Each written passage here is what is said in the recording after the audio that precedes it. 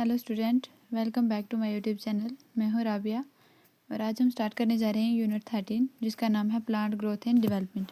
इस चैप्टर में हम डिटेल में समझेंगे प्लांट कैसे ग्रो करता है, सेल कैसे चेंज होती है और कौन सा केमिकल सिग्नल प्लांट की पूरी लाइफ साइकिल को कंट्रोल करता है। तो चलिए स्टार्ट करते हैं। सबसे पहला टॉपिक है डेवलपमेंट। हम फ्लावरिंग प्लांट के डिफरेंट स्ट्रक्चर देखते हैं जैसे root, stem, leaves, flower, fruit और सीड। ट्रीज टाइम के साथ साथ हाइट और गर्थ कंटिन्यूसली बढ़ाते हैं, लेकिन लीव्स, फ्लावर, फ्रूट जो होते हैं ये लिमिटेड साइज इनका होता है और ये पीरियोडिकली गिर जाते हैं। इसका मतलब प्लांट ग्रोथ कंटिन्यूस भी है और पीरियोडिक भी है। प्लांट के सभी सेल एक ही ज़ाइगोट से बनते हैं, फिर भी उनके स्ट्रक्चर और फंक्शन अलग अलग होते हैं। इस पूरे प्रोसेस को हम कहते हैं development. According to NCERT development है ग्रोथ प्लस डिफ्रेंसिएशन। ग्रोथ और डिफ्रेंसिएशन को कहा जाता है development. Seed germination plant growth का फर्स्ट स्टेप होता है। फेवरेबल कंडीशन में सीड जर्मिनेट करता है, अनफेवरेबल कंडीशन में सीड डोरमेंसी में चला जाता है। प्लांट डेवलपमेंट अगर हम देखें तो ये दो फैक्टर हैं जो कंट्रोल करते हैं। सबसे पहले इंट्रिंसिक और दूसरा है एक्सट्रिंसिक। अब देखते हैं ग्रोथ। ग्रोथ होती है ये लिविंग ऑर्गेनिज्म की सबसे बेसिक प्रॉपर्टी है। ग्रोथ की अगर हम डेफिनेशन देखें, मतलब ग्रोथ का क्या मतलब है, द सेल, ऑर्गन या ऑर्गेनिज्म का साइज परमानेंट और इरिवर्सिबल इंक्रीज हो जाना, उसे कहते हैं ग्रोथ। ग्रोथ हमेशा मेटाबॉलिक एक्टिविटी के साथ होती है। एनर्जी कंज्यूम होती है ग्रोथ के दौरान।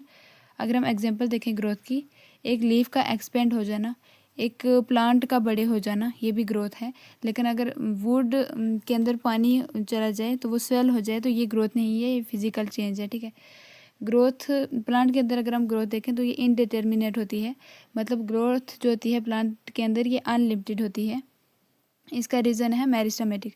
मेरिस्टेमेटिक टिश्यू की वजह से या सेल की वजह से इनडिटर्मिनेट ग्रोथ देखने को मिलती है हमें प्लांट के अंदर। मेरिस्टेमेटिक सेल जो होते हैं ये कंटिन्यूसली डिवाइड करते हैं और इस टाइप की ग्रोथ को कहते हैं ओपन टाइप ऑफ ग्रोथ। अगर हम मेरिस्टेमेटिक की टाइप देखें तो रूट एपिकल मेरिस्टम जो रूट के अंदर इलोंगेशन करवाता है, शूट एपिकल मेरिस्टम जो शूट के अंदर इलोंगेशन करवाता है, और lateral meristem, vascular cambium, cork cambium, ये गर्थ को इंक्रीज कराते हैं और सेकेंडरी ग्रोथ देखने को मिलती है हमें लेटरल मेरिस्टम के अंदर। सेलुलर लेवल पर अगर हम देखें ग्रोथ का मतलब होता है प्रोटोप्लाज्म का इंक्रीज होना, लेकिन प्रोटोप्लाज्म को हम डायरेक्टली मेज़र नहीं कर सकते, इसलिए ग्रोथ मेज़र करने के लिए अलग अलग पैरामीटर होते हैं। जैसे ग्रोथ को मेज़र करने के लिए हम फ्रेश वेट भी यूज़ कर सकते हैं, ड्राई वेट, लेंथ यूज़ देख सकते हैं, उसकी एरिया यूज़ कर सकते हैं, वॉल्यूम देख सकते हैं और सेल नंबर देख सकते हैं। अगर हम मेज़ की रूट टिप को देखें तो उसके अंदर 17,500 सेल जो होते हैं पर आवर ऐड होते हैं, और वाटर मिलियन सेल के अंदर देखें तो 3,50,000 टाइम जो होता है साइज़ इंक्रीज होता है वाटर मिलियन के अंदर। अब हम फेज़ देखते हैं ग्रोथ की। ग्रोथ की 3 फेज़ होती हैं। सबसे पहले मेरिस्टेमेटिक फेज़ जहाँ जिसे हम एक्टिव डिवीज़न भी कहते हैं। थिन सेल वाल होता है इसके अंदर, डेंस प्रोटोप्लाज्म और लार्ज न्यूक्लियस देखने को मिलता है। अब है इलोंगेशन फेज़ जहाँ पर सेल एनलार्जमेंट हो जाता है, वैक्यूलेशन इंक्रीज हो जाती है और न्यू सेल वाल डिपोजिशन हो जाती है इलोंगेशन फेज़ के अंदर। मैचुरेशन फेज़ है तीसरा, जिसके अंदर सेल अपना फाइनल साइज़ जो होता है वो अटेन कर लेता है और फंक्शन अचीव करता है मैचुरेशन फेज़ के अंदर। अगर हम ग्रोथ रेट देखें, ग्रोथ रेट 2 टाइप के होते हैं, एक होता है अर्थमेटिक ग्रोथ, एक होता है जियोमेट्रिक ग्रोथ। अर्थमेटिक ग्रोथ के अंदर एक डाटर सेल डिवाइड करती है, दूसरी डिफ्रेंशिएट करती है, और अर्थमेटिक ग्रोथ का फार्मूला है LT=L0 + RT। और अर्थमेटिक ग्रोथ के अंदर हमें जो ग्राफ है वो स्ट्रेट लाइन देखने को मिलता है। दूसरी है जियोमेट्रिक ग्रोथ जहाँ पर दोनों डाटा सेल डिवाइड करती हैं। पहले होती है लैग फेस, फिर लॉग फेस, फिर होती है स्टेशनरी फेस। और जियोमेट्रिक ग्रोथ का अगर हम फार्मूला देखें तो इसका फार्मूला है W1=W0 e⁻RT। तो जियोमेट्रिक ग्रोथ का जो ग्राफ है वो है सिग्माइड शेप या एस कर्व देखने को मिलता है। ये लिविंग ऑर्गेनिज्म की टिपिकल ग्रोथ कर्व भी कहा जाता है जो जियोमेट्रिक ग्रोथ है। ठीक है। अब है absolute and relative growth. Absolute growth होती है टोटल कितनी ग्रोथ हुई है उसे कहा जाता है एब्सोल्यूट ग्रोथ, और रिलेटिव ग्रोथ पहले के कंपैरिजन में कितनी ग्रोथ हुई है उसे कहा जाता है रिलेटिव ग्रोथ। ठीक है। छोटी लीफ के अंदर अगर हम देखें तो रिलेटिव ग्रोथ ज़्यादा देखने को मिलती है। ग्रोथ होने के लिए क्या क्या चीज़ ज़रूरी होनी चाहिए? सबसे पहले वाटर जो टर्गिडिटी रखता है सेल के अंदर, फिर ऑक्सीजन जो रिस्पिरेशन में हेल्प करता है, फिर न्यूट्रिएंट्स जो सिंथेसाइज होते हैं, अब ऑप्टिमम टेम्परेचर भी चाहिए और लाइट और ग्रेविटी जो इन्वायरमेंट सिग्नल है, ठीक है। अब है differentiation, D differentiation and re differentiation. Differentiation के अंदर मेरिस्टेमेटिक सेल जो होते हैं ये मैच्योर होकर स्पेसिफिक फंक्शन करते हैं।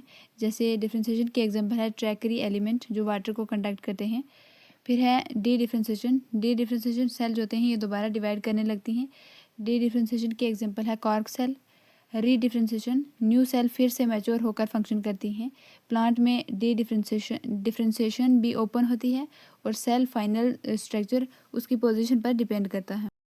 अब है डेवलपमेंट। डेवलपमेंट का मतलब है सीड जर्मिनेशन से लेकर सेंसेंस तक सारे चेंजेस, उसे कहा जाता है डेवलपमेंट। मतलब ग्रोथ प्लस डिफ्रेंशिएशन को कहा जाता है डेवलपमेंट। प्लांट में प्लास्टिसिटी भी देखने को मिलती है, जिसकी एग्जांपल है कॉटन कोराइडर। कॉटन कोराइडर के अंदर जेनेटिक हेट्रोफिली देखने को मिलती है और बटर कप के अंदर इन्वायरमेंटल हेट्रोफिली देखने को मिलती है। अब है प्लांट ग्रोथ रेगुलेटर, जिन्हें कहा जाता है पीजीआर। पीजीआर जो होते हैं छोटे केमिकल सब्सटेंस होते हैं जो प्लांट की ग्रोथ और डेवलपमेंट को कंट्रोल करते हैं। इनके अगर हम करैक्टरिस्टिक देखें, ये स्मॉल होते हैं, सिंपल मॉलिक्यूल होते हैं, डिफरेंट केमिकल नेचर होता है इनका, वेरी पावरफुल इफेक्ट होता है इनका। और क्लासिफिकेशन जो होती है, ग्रोथ प्रोमोटर जो होते हैं वो 3 होते हैं, ऑक्सिन, जिब्रेलिन एंड साइटोकाइनिन। और ग्रोथ इनहिबिटर होते हैं एब्सिसिक एसिड एंड इथाइलिन। अब देखते हैं discovery of plant growth regulator. सबसे पहले है ऑक्सिन। ऑब्जर्वेशन दी थी ऑक्सिन के ऊपर किसने? चार्ल्स डार्विन ने और फ्रांस डार्विन ने। इस ऑब्जर्वेशन के बेस पर डिस्कवरी की थी एफ.डब्ल्यू. वेंट ने ऑक्सिन की। अब है जिब्रेलिन। सबसे पहले हमें राइस सीडलिंग के अंदर एक डिजीज़ देखने को मिली थी जो एक फंगस की वजह से थी। फंगस थी जिब्रेला फंजीकोराई और डिजीज़ का नाम था बैंकने डिजीज़। और जिब्रेलिन को ई करसुआ ने 1926 के अंदर इसको डिस्कवर किया था। अब है साइटोकाइनिन। साइटोकाइनिन को एक्सपेरिमेंट किया था इसके ऊपर एफ स्कूग ने, लेकिन डिस्कवरी की थी साइटोकाइनिन की मिलर एट आल ने 1955 के अंदर। फर्स्ट आइसोलेटेड किया था साइटोकाइनिन को काइनेटिन से। नेचुरल साइटोकाइनिन को कहा जाता है जियाटिन। अब है एब्सिसिक एसिड जो मिड 1960 में डिस्कवर हुआ था। इसके अंदर इसको अलग अलग इंडिपेंडेंटली 3 साइंटिस्ट ने डिस्कवर किया था एब्सिसिक एसिड को। पहले इसको नाम दिया था इनहिबिटर बी डॉर्मिन और लेटर इसको नाम दिया गया था ABA मतलब एब्सिसिक एसिड। लास्ट पर है इथाइलिन जिसको H.H. कज़न ने 1910 के अंदर डिस्कवर किया था और इसे ये ओनली गैसेज हार्मोन है। इथाइलिन जो होता है एक अकेला गैसेज हार्मोन है। अगर हम फंक्शन देखें पीजीआर के, सबसे पहले ऑक्सिन का फंक्शन देखते हैं। ऑक्सिन जो होता है ये स्टेम कटिंग में रूटिंग करवाता है, पाइनएप्पल में फ्लावरिंग प्रमोट करते हैं, एपिकल डोमिनेंस मेंटेन करता है, पार्थिनोकॉपी इंड्यूस करता है, 2,4-D हर्बिसाइड के तौर पर यूज़ किया जाता है, जाइलम डिफ्रेंशिएशन और सेल डिवीज़न में मदद करता है। अब है जिब्रेलिन। जिब्रेलिन के फंक्शन अगर हम देखें तो जिब्रेलिन जो होता है ये स्टेम इलोंगेशन करवाता है, ग्रेप स्टॉक की लेंथ बढ़ाता है, एप्पल की शेप इम्प्रूव करते हैं और सेंसेंस डिले करते हैं, माल्टिंग प्रोसेस में यूज़ होते हैं, शुगर केन का यील्ड बढ़ाते हैं और बोल्टिंग इंड्यूस करते हैं। अब है साइटोकाइनिन। ये लेटरल बड ग्रोथ प्रमोट करते हैं, एपिकल डोमिनेंस ओवरकम करते हैं, लीफ सेंसेंस डिले करते हैं, न्यूट्रिएंट मोबिलाइजेशन करते हैं, एडवेंटिशियस रूट बनवाते हैं। कौन? साइटोकाइनिन। अब है इथाइलिन।